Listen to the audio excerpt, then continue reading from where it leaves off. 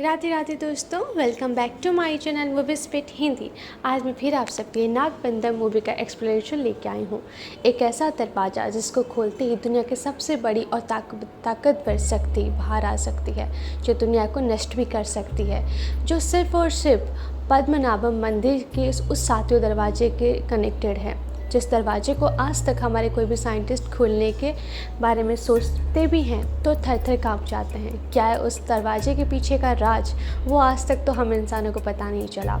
पर इसी बेसिस पे एक मूवी रिलीज़ हुई है जिसका कॉन्सेप्ट काफ़ी डिफरेंट और काफ़ी इंटरेस्टिंग है। आई होप आपको ये मूवी सुनने में काफ़ी ज़्यादा अच्छा लगेगा। तो बिना कोई टाइम गंवाने की वजह से हम लोग चलते हैं स्टोरी की तरफ। पर जाने से पहले हर बार की तरह मैं आप सबसे रिक्वेस्ट करना चाहूँगी, जो भी मेरे चैनल पर नए आते हैं प्लीज़ मेरे चैनल को लाइक एंड सब्सक्राइब कर लीजिए, ताकि ऐसे interesting movie and web series मैं आप सबके लिए ला सकूँ। तो चलते हैं सीधा स्टोरी की तरफ। मूवी की शुरुआत होती है साल 1962 में हिमालय की पर्वतों की चोटियों से, जहाँ पे टेस्ला और जुल्फी नाम के दो व्यक्तियों को दिखाया जाता है, जो इस स्थान में कोई एक खुफिया किताब चाहे ऐसी कोई पुरानी पुस्तक ढूंढने के लिए आए हैं जिससे दुनिया का कल्याण हो सके। यहाँ पे इस किताब का नाम होता है नागबंधम, जहाँ पे टेस्ला एक पुरानी पुस्तक से उस जगह का माप मतलब जो जगह का स्थान होता है उसको चेक करते करते जुल्फ़ी को बता रहा होता है। और एग्जैक्टली एक पुराने और खंडर से गुफे के पास वो लोग पहुँचते हैं, जहाँ पे दोनों अंदर जाते हैं और टेस्ला यहाँ पे जुल्फ़ी को बताता है कि यही वो स्थान है जहाँ पे नागबंधम नाम का किताब होगा।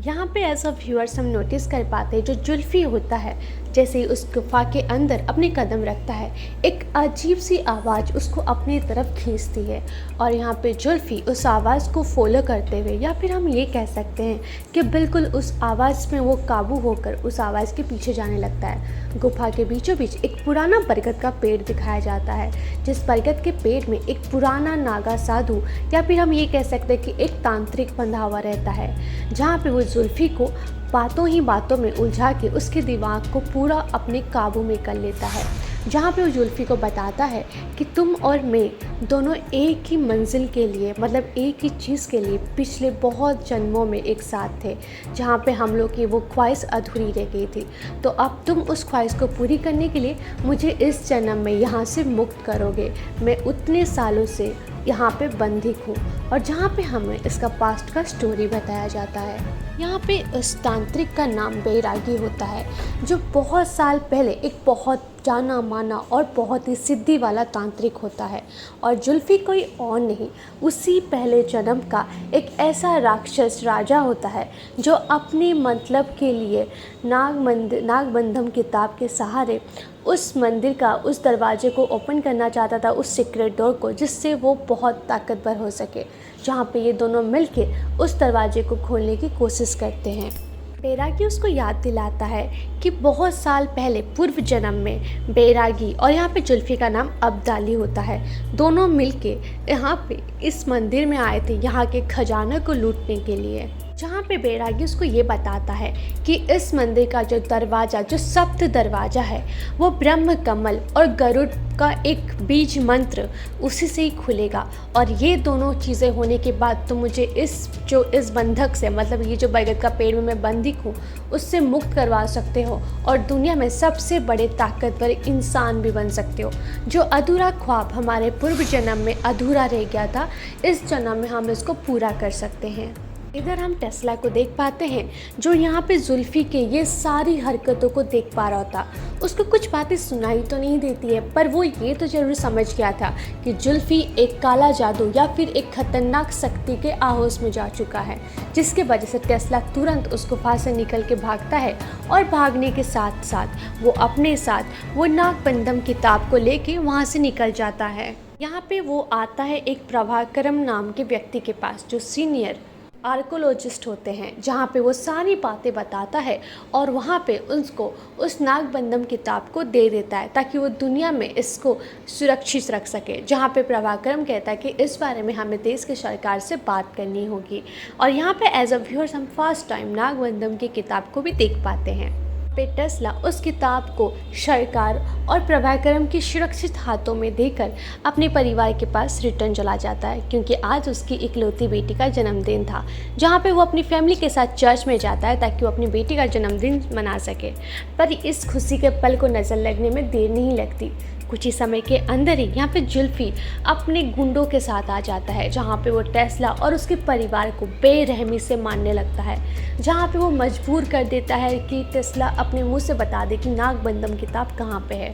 पर टेस्ला को पता चल चुका था कि जुल्फी उस किताब का इस्तेमाल बहुत ही गलत तरीके से करना चाहता है, जिसकी वजह से वो उस किताब के बारे में उसको बताता नहीं है। अब टेस्ला अपना मुंह ना खोलने की वजह से जुल्फी उसी के सामने उसके गर्भवती जो बीवी थी, जो ऑलरेडी प्रेग्नेंट थी, उसको उसके सामने ही मार देता है और उसकी छोटी सी बेटी रिया उसके सामने ही उसके माँ बाप को बेरहमी से मार देता है, जिसको रिया देख के बहुत रोती है। और रोते रोते वो जुल्फी को एक ही बात कहती है कि जुल्फी, जो तुमने आज ये गुनाह यहाँ पे किया है, तुम याद रखो, जिस गुनाह का पाप देने के लिए तुम्हारे लिए भगवान स्वयं नीचे आएंगे या फिर अपने कोई ऐसे दूत को भेजेंगे जो तुम्हारे इन पापों का मोक्ष तुम्हें प्राप्त करवाएगा। अब यहाँ से सीन कट करके हमें दूसरी तरफ इस मूवी के 2 मेन कैरेक्टर के ऊपर दिखाया जाता है, जहाँ पे हम रुद्र नाम के एक व्यक्ति को देख पाते हैं, जो शिव मंदिर में अपनी बहन मनसा के साथ आया होता है पूजा के लिए। जहाँ पे मनसा की जो भुआ होती है वो मनसा पे दबाव डालती है कि वो मनसा के जो भुआ के बेटे हैं उनसे शादी कर ले, पर मनसा यहाँ पे मना करती है, कहती है मैं राजू से बहुत सालों से प्यार करती हूँ और कुछ दिनों के अंदर मेरा राजू से शादी भी होने वाला है। जहाँ पे इस बात को सुन के जो मनसा की बुआ होती है वो काफ़ी क्रोधित हो जाती हैं और गुस्से में आके यहाँ पे जो रुद्र होता है उसको टोंट मारते हुए ये कहती है कि तुम्हें मेरी दीदी ने, मतलब मेरी भाभी ने कहाँ से लाया ये तो मुझे नहीं पता, तो तुम हमारे खून हो ही नहीं, तो हम लोग के परिवार के बीच में बात मत ही करो। जिसको सुन के मनसा को काफ़ी ज़्यादा गुस्सा होता है। माना कि वो उसका खुद का भाई नहीं था, पर मनसा उसको अपने भाई से भी ज़्यादा प्यार करती थी, जिसके वजह से वो काफ़ी ज़्यादा गुस्सा होती है और यहाँ पे उनको उल्टा जवाब दे के चली जाती है। फिर हम रात के समय रुद्रा को देख पाते हैं, जो अपनी नींद की अवस्था में एक सपना देखता है, जहाँ पे वो एक स्थान में पुरानी घर जैसा जगह में सो रहा है और उसके आसपास हज़ारों सांप आते हैं और उसी बीच में एक अननोन औरत, मतलब जिसको वो जानता नहीं है, नागबंदम के मंदिर से वो ब्रह्म कमल को चुरा के जा रही होती है। अचानक से जब उसकी नींद खुलती है तो वो घबरा के उठता है। अब उसको समझ में नहीं आता इस सपने का तात्पर्य क्या है। अब इधर कहानी का जो मोड़ है वो आता है नागपद्म नाम के जो मंदिर साउथ में उपस्थित है उस मंदिर के ऊपर, जहाँ पे हमें उसके मेन पुजारी को दिखाया जाता है और साथ में उनकी 2 शिष्याओं को। यहाँ पे पुजारी का नाम अच्युत जी होते हैं, उनकी 2 शिष्या, एक का नाम पार्वती और एक का नाम नीलमणि होता है। वो दोनों यहाँ पे पंडित जी के साथ रहती हैं और मंदिर की सारी पूजा विधि ये सब में उनकी मदद और सहायता किया करती हैं। इधर हमें इस मंदिर के अंदर भगवान नारायण जी की एक मूर्ति दिखाई जाती है, जो लेटे हुए हैं और उनके नाभि से पद्म एक निकला हुआ है, जिसको ब्रह्म कमल कहा जाता है। और यही ब्रह्म कमल हमें मूवी के स्टार्टिंग में दिखाया गया था। एज अ व्यूअर्स हमें याद है कि इस ब्रह्म कमल के पीछे कितनी शैतानी शक्तियाँ और वो जुल्फी नाम का गुंडा, या फिर आप ये कह सकते हो कि वो दुष्ट राजा भी पड़ा हुआ है, जो इस ब्रह्म कमल को पाने के लिए या फिर हासिल करने के लिए पीछे पड़ा है। यहाँ पे कुछ टाइम के बाद उस मंदिर के अंदर एक बहुत बड़ा उत्सव हो रहा होता है। मंदिर के उत्सव के बीचों बीच जो पंडित जी की प्रिय शिष्या थी, उसमें से जो नीलमणि नाम की लड़की थी, उन्होंने वो ब्रह्म कमल को चुरा लिया था और चुरा के वो तुरंत उस ब्रह्म कमल को एक आदमी के हाथ में दिया।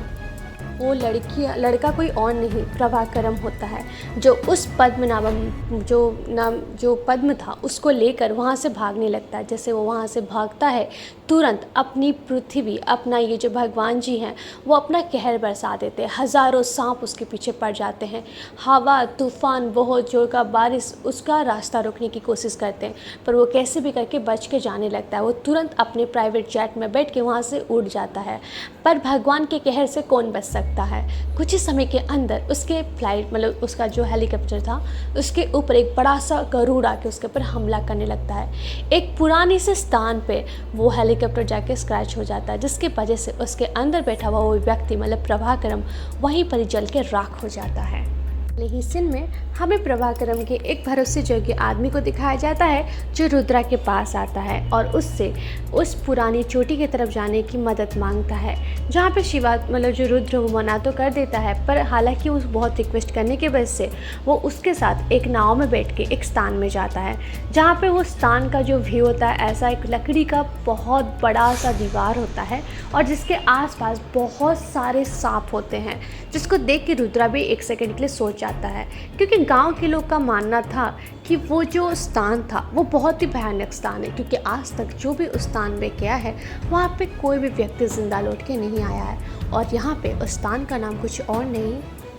भैरव कोना। और इसके बारे में गांव वाले ये कहा करते थे कि भैरव कोना बहुत ही बड़ा और ख़तरनाक स्थान है, जहाँ पे रुद्रा उस स्थान पे जाके उसी स्क्रैच किए हुए हेलीकॉप्टर को ढूंढ निकालता है। और जैसे ही वहाँ पे पद्मनाभम के मंदिर से चुरा हुआ वो ब्रह्म कमल को वो हाथ लगाता है, अचानक से उसकी आंखों के सामने बहुत सारे पुराने विजन्स आने लगते हैं, जैसे कि वो बहुत पुराना कोई युद्ध को देख रहा हो। और ये सब चीज़ें उसके लिए इतनी शॉकिंग थी या फिर इतनी ज़्यादा मतलब उसको डिस्टर्बिंग कर रही थी, जिसके वजह से वहाँ पर बेहोश होकर नीचे गिर जाता है, क्योंकि प्लेन जो था एक झरने के ऊपर स्क्रैच हुआ था, जिसके वजह से यहाँ पे जो रुद्र है वो झरने के नीचे गिरता है, जहाँ पे उसी मंदिर की पुजारी की जो सबसे प्रिय शिष्य थी पार्वती, वो आके यहाँ पे रुद्र को उसकी जान बचाती है।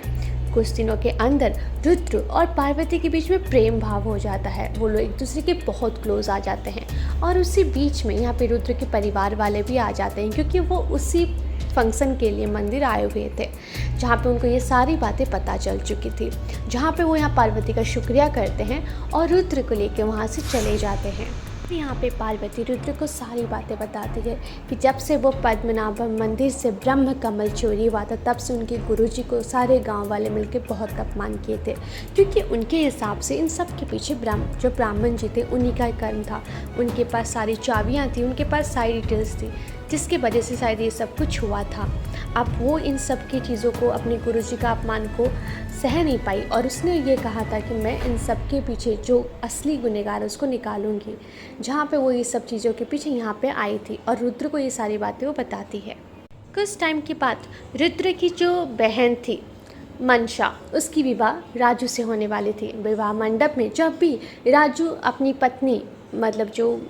उसकी रुद्र की बहन थी उसको मंगलसूत्र पहनाने वाला होता है, उसी वक्त उसकी बुआ का जो बेटा होता है वो कुछ गुंडों के साथ आके राजू के सीने में गोली मार देता है और यहाँ पे वो अपने ही रिलेटिव्स को मारने लगता है, जिस बीच में रुद्र अपनी बहन का सुहाग गुजरते हुए देख के उन सब के ऊपर हाथ उठा देता है और वहाँ पे बहुत जोर से दंगा फसाद हो जाता है। ये सब कुछ कम नहीं था किसी के ज़िंदगी में तूफान लाने के लिए। उसी टाइम में हम किसी और को नहीं, वहाँ पे हम सबसे बड़े गुंडे को देख पाते हैं। यहाँ पे जुल्फी भी आ जाता है, जो यहाँ पे रुद्र के ऊपर बहुत ज़्यादा हमला करता है और साथ ही साथ उससे बहुत लड़ाई करता है, पर रुद्र उससे मारपीट में इतना ज़्यादा स्ट्रॉन्ग था फाइटिंग में, तो वो उससे मतलब जीतने लगता है। उसी टाइम में जुल्फी के जो व्यक्ति मतलब जो आदमी थे वो रुद्र के सामने ही उसको जंजीर में कस के बांध लेते हैं और उसके सामने उसकी माँ को बेरहमी से मार देते हैं, जिसको देख के रुद्र का तो खून खोल जाता है। और फिर वो अपनी प्रिय सबसे ज़्यादा जिससे वो प्यार करता था उसी की बहन को जलते हुए आग में फेंक दे के उसको ज़िंदा जला देते हैं। अब भगवान नाम के जैसा रुद्र उसका नाम था, शिव के जैसा, जिसके वजह से ये इतना सब कुछ देख के उसका क्रोध इतना बढ़ जाता है कि वो अपने आप को वहाँ से बचाकर तुरंत इन सब के ऊपर हमला कर देता है। और जैसे ही वो जुल्फी को मारने वाला होता है, पीछे से उसके पीठ में कोई आके खंजर घोंप देता है और ये खंजर घोंपने वाला कोई और नहीं, यहाँ पे रुद्र जिससे प्यार करता था, जिससे कुछ दिनों के अंदर उससे मोहब्बत हो गई थी, पार्वती थी। जहाँ पे पार्वती जो घायल जुल्फी है उसको लेकर वहाँ से चली जाती है। अब रुद्र के दिमाग में ये समझ में आ नहीं रहा था कि जिससे वो प्यार करता है उसने उसके साथ ऐसा क्यों किया। रुद्र यहाँ पे अधमरी हालत में जब पड़ा होकर अपनी ज़िंदगी के साथ कसम में डूबा हुआ होता है, उसी वक्त एक भगवान के दूत मतलब एक व्यक्ति आते हैं,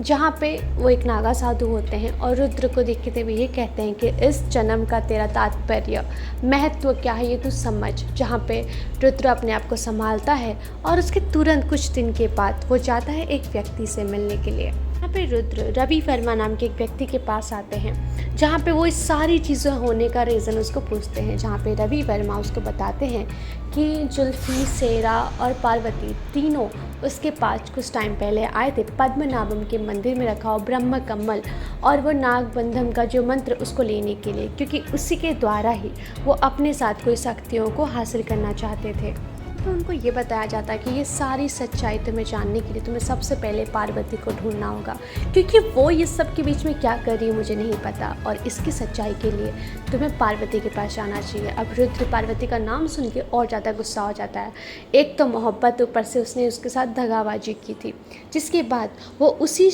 मंदिर में जाता है जहाँ पे गुरुजी थे, और शॉकिंगली वहाँ पे पार्वती होती है, जहाँ पे वो जो पंडित जी थे उनके सामने बैठ के अपना गुनाह कबूल कर रहे थे। जहाँ पे एज अ व्यूअर्स हमें ये बताया जाता है कि पार्वती ने जो ये सब कुछ किया था वो खुशी से या फिर दगा देने के लिए नहीं किया था, वो बेचारी मजबूर थी। यहाँ पे बताया जाता है कि प्रभाकरण की 2 बेटियाँ थी, एक टेस्ला की बीवी थी और एक पार्वती थी। जहाँ पे टेस्ला की बीवी, उसकी बच्ची और उसकी बेटी छोटी सी रिया को वो लोग मारने की कोशिश करते, जहाँ पे पति पत्नी तो मर चुके थे, पर रिया को यहाँ पे जुल्फी ने कैद कर लिया था। अब जुल्फी जिसको कैद किया था वो एक्चुअली रिया मतलब पार्वती उसकी मौसी होती है। तो वो अपनी बहन की बेटी को बचाने के लिए जुल्फी के साथ मिलके इस पद्मनाभम मंदिर में आती है, गुरुजी की सेवा करती है, उनका यकीन जीतती है, और उसके बाद यहाँ पे वो पद्मनाभम का जो ब्रह्म कमल है, जो दिव्य ब्रह्म कमल, उसको चुराने के लिए यहाँ पे आती है। पार्वती यहाँ पे ये सारी बातें इसलिए एक्सेप्ट कर रही थी और सारी बातें बताती है कि एक्चुअल में मेरे पापा भी उसके पास कैद हैं, अब उनको बचाने के लिए मैंने ये सब कुछ किया। अब उसके पास जो नागबंधम किताब और वो ब्रह्म कमल तो है, पर यहाँ पे वो गरुड़ मंत्र जिससे वो दरवाज़ा खुलेगा उनको वो चाहिए, और जिसके लिए वो यहाँ पे इस पंडित जी के पास आई थी उनसे मदद लेने के लिए। पार्वती की उस सारी बातों को सुन के